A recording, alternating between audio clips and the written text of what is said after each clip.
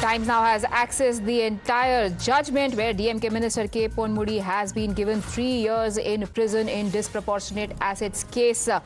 My colleague Judgement is joining us with more details of this verdict. Clearly, what the lawyer there said, that it is just a case of misfiling of returns that has led to this conviction, did not hold water, at least when the court was concerned.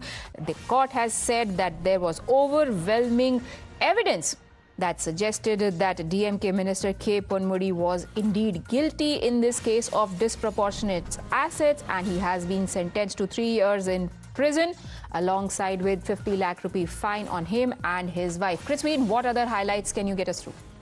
This is para 95, the conclusion, and I'm going to quickly read you through it. It says, and I quote, in the light of above observations, the dictum and principles postulated by the apex court applies to the case in hand. This court finds that the trial court, on superficial reading of the evidence, has proceeded with the process of decision making on the premise that A1 and A2 are separate entities and both cannot be clubbed together. Also goes on to talk about how the trial court, without assigning any plausible reasons for any man of prudence to believe, had first segregated A2 from A1 and relied on income tax returns, block assessment filed by A2 after recipient of final opportunity notice. I'm going to quickly go to para 98. It says, this court, considering the overwhelming evidence against the respondents and unsustainable reasons given by the trial court for acquittal, by ignore those evidence, compel this court to declare the judgment of the trial court is palpably wrong, manifestly erroneous and demonstrably unsustainable. Hence, this is a fit case for the appellate court to interfere and set it aside.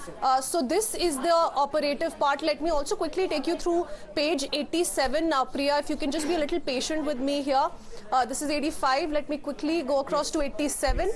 There it says, number 3, this court, on considering the nature of offence and gravity, its impact on the society, and also taking into consideration the submissions made by the accused, imposes the following sentence.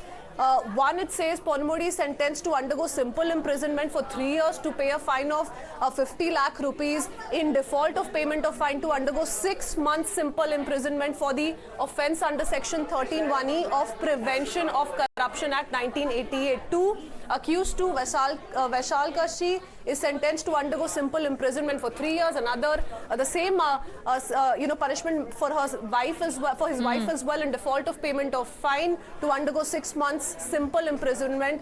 Again, this is of Prevention of Corruption Act 1988. Right. And considering the fact that first accused Ponmudy is presently the Minister of Higher Education, the government of Tamil Nadu, and the health conditions of the accused, 30 days time has been granted to surrender before the trial court to undergo the sentence imposed. Right. So that is one case of alleged corruption that has today seen conviction. Thank you, Judgement, for joining us with those details. But there is yet another unclosed chapter.